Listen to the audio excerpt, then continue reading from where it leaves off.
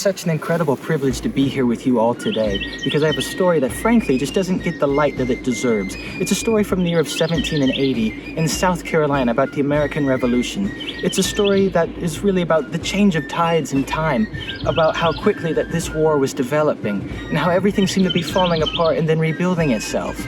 Ladies and gentlemen, I'm so happy to be with you today to talk about the Battle of Musgrove's Mill. Now, if you would give me the privilege of please following. The modern site of Musgrove Mill happens to be 397 historical acres, with roughly 2.5 miles of hiking available to you. Additionally, this site is located in modern-day Clinton, South Carolina. Finally, the Visitors Center is a modern recreation of the old mill. Now here are the listed timestamps. For those who want to skip around, please feel free to. Utilizing the modern map, here's a brief recreation of the order of battle. Now on the British camp trail there in the right-hand corner is actually where the British camp would have been on the Innery River. At the time, there were 200 regular militiamen, further reinforced by another 300 provincial soldiers. Now, Patriot militia had shown up with 200 men early in the morning of August 19th. Captain Shadrach Inman led a fighting withdrawal and eventually drew British forces to a Patriot position up on a hill where they were dug in. A firefight ensued, and soon the British gave a bayonet charge, but unfortunately for them, it failed to break the Patriots, and soon they left the ground. Now, historical records differ on the actual outcome of this battle, but we'll discuss that more in the future. Starting off our brief walk through Musgrove Mill Park is the British Camp Trail, which is only a mile.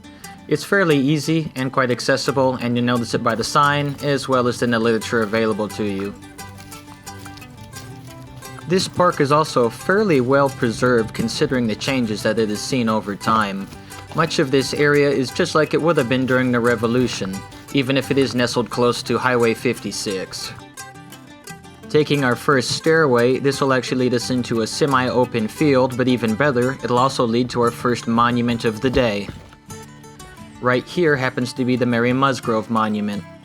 It was dedicated to her by fans of her legend, which states that she had worked as a spy for the Patriot cause, though there is great historical contention surrounding this.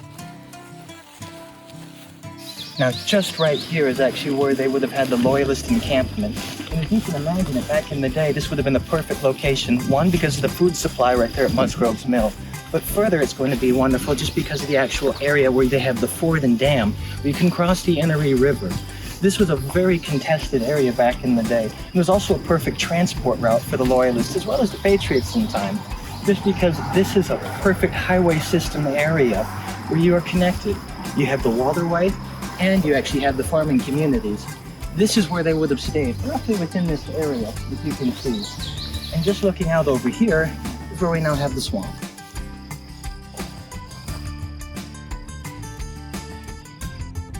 In order to accommodate visitors in the modern era, much has been changed, but please keep in mind that this water here in the Innery is actually very low. This environment would flood from time to time, and further, would have been a swampy environment. It's really amazing to be here because you can see the significance of having a ford at the Honoree, not only for water access, but then the ability to actually cross it. Because you have to remember, back in the day, there were no highways except for footpaths. There was nothing quite like this. This right here is far more common. The high growth of grass, the weeds that you have, it's all encompassing and surrounding. It was so important to have a footpace like this, where you could actually come out and put the sick and the wounded and have a transport hub with food and water available. Keep in mind too that a plain like this floods all the time in the rainy seasons. So it was so vital for them to hold and control this area. I really cannot express that enough. Come along now. As nice as this footpath is, it's important to put your mind into that of the 1780s in South Carolina. This environment would have been very difficult to trek through. Further, it would need to be tamed constantly, but all of that said, it still provided the ideal location for travel.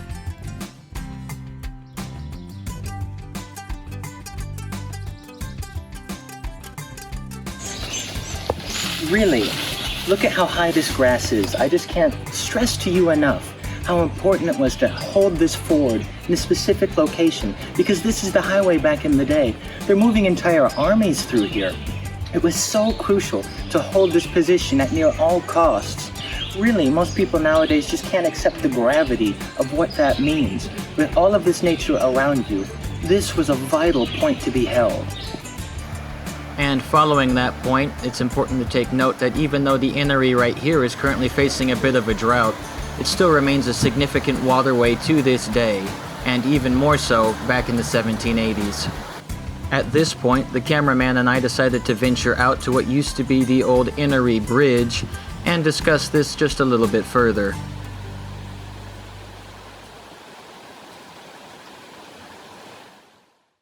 Now, I know I sound like a broken record, but I can't emphasize to you enough how important it is to actually have some control over the river, because this is a lifeline. And if you couldn't cross this ford, then certainly an army would die, because hundreds of thousands of tons of supplies, as well as troops and equipment, are crossing daily. That's why Musgrove's Mill is so significant as a battle, because this is the critical point to cross, and it's a connection and lifeline to the civilized world. Once you cross this point, you're going into the upcountry, which is exceptionally dangerous, and it was hard to survive then. It was very difficult for them. This is why the battle is so significant. This is the importance of it all, right here. And forgiving the mic quality there, please take a look at this and imagine what it really looks like once it's gotten a proper rainfall and can flood. Now we get on the trail and continue. We decided at this point it was good to take a break and enjoy some of nature. Here we can see bees in the process of pollinating flowers. And here on the ground is a pillbug currently foraging. And here's one of my current favorites, the southern toad. Why is he called that? Because he's a toad and he lives in the southern part of the United States. Pretty straightforward. One of the coolest natural sightings of the day here, up in the sky, is a red-tailed hawk being pursued by a small blackbird in what was a territorial dispute. All I can say is, for the little guy there, way to go, pal. And of course, closing on the foliage, you'll find this area full of pine, as well as magnolia, and some of my favorite ferns, including standard ferns and cinnamon. The Musgrove Mill National Park is a surprisingly beautiful place, so it's really great to come out here, not only as a history lover, but as a nature lover. We highly encourage you to come and pay the visit, but in order to view the rest of the battlefield, you need to cross the river and come to Horseshoe Falls to finally see where it happened. Now here, on the opposite bank of the Inori River, is where the battle occurred.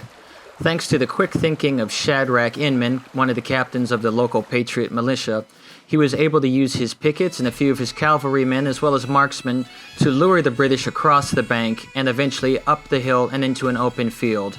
Nowadays, a great deal of this is going to be full of woodlands, but back in the day, it would have been flat and open, so please keep that in mind. In this case, we went off the Patriot Trail some to do our filming and discuss the battlefield a bit more. And after consulting our maps and going a little deeper into the forest, we finally came to the point where we wanted to. This uphill section is one of the areas where Captain Shadrach Inman would have led his troops in the fighting withdrawal in order to bring the English troops into the firing line of what would eventually be their open field. Now this is a spot where it most likely happened. It's not markered anymore, and it's changed so much over time. So many people have been through here, but this would have been a cleared out field. What would have happened is the Patriots would have lured the British away from their encampment across the river, and they swept them up to this spot on the hill where they dug in and prepared to fight. To reiterate what was just said, this here is where the Patriots would have planted their feet and held their ground. This is where the 200 militiamen decided it was the most advantageous position to hold. And you can see why, because now they're holding the high ground. And those 500 men that originally would have outclassed them, both by their ability, their supply, and their numbers, are forced to cross a river and come uphill. I forced my cameraman to run through the paces for us here, but here's a quick example of what it would look like to run at near full sprint in equipment up this hill. Keep in mind that in certain sections it would have been forested and deforested, but regardless, this would have been a harrowing experience to partake in. At this point, it was almost impossible for the British to win, and they knew it. To their backside was the river, and to the front, the enemy was firmly in place and behind cover. Their musket volley had been ineffective because it was out of range and the elevation was too high to even get a clear shot away. At this point, 5 out of the 7 officers had been killed in combat. They had but one choice: to fix bayonets and charge uphill, using the classic British charge to hopefully strike fear into the enemy's heart and push them from the high ground and win the day. The hand-to-hand combat that took place here was exceptionally fierce, and the British had almost won the day, but soon the regular troops started to fall apart, not because the bayonets were ineffective, but because they no longer had officers to lead them. With this in mind, soon the British started to fall apart one by one, first with the regular troops, leaving the hillside, and with this scene, soon the Loyalist militia too broke and began to run in a cascade down this very hill. Seeing this, the Patriots took the initiative, and they charged straight into them and pushed them across the river. With that said, the battle was essentially won for the Patriots.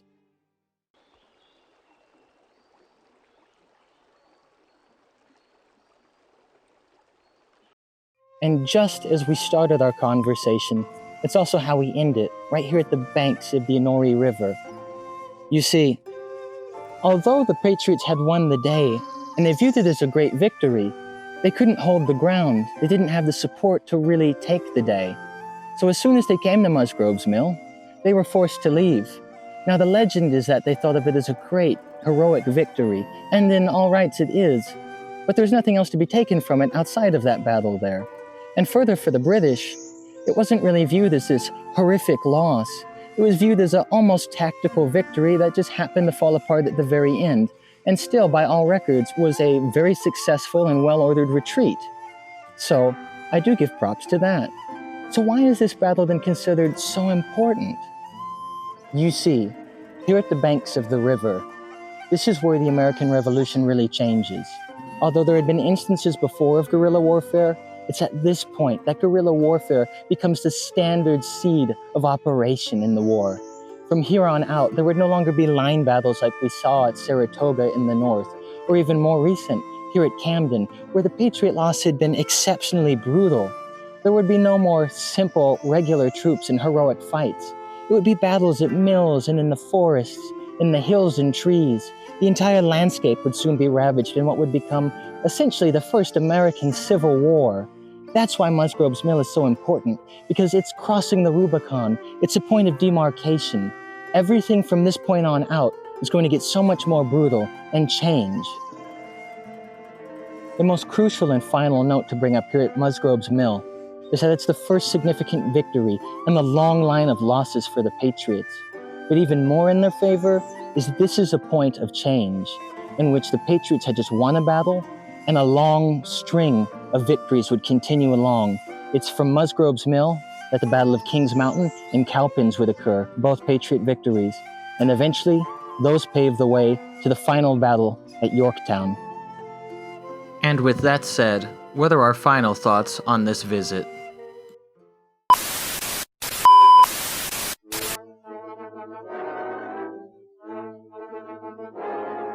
It's here, by the highway, where I'd like to finish and conclude with my thoughts by the original Musgrove's Mill Battlefield site and marker. It's so humbling to be here, and it's such an incredible experience that I highly encourage you to come out here and take part in this beauty, both to see the Musgrove's Mill Battlefield, the nature surrounding it, as well as Horseshoe Falls. This is an incredible opportunity. It's at this time I'd like to thank the Park Services of South Carolina, as well as Forestry, for inviting us out here and for having such beautiful parks for us to come visit and see. Further, I'd like the viewer to know that Musgrove's Mill is not only a national battlefield, it's also a beautiful nature preserve. As you saw with us, there were so many examples of cinnamon ferns, cypress, magnolia, all around us. Further, it's so great to see the red-tailed hawk in its natural environment. Really, if you're a nature lover, please come out here, and the recreation is phenomenal. As always, if you enjoyed our content, please like and subscribe. Further, we thank you for your time, and we hope you have a good day. Thank you. From the Musgrove Mill National Battlefield, this is the Eager Beaver signing off. Until next time, friends.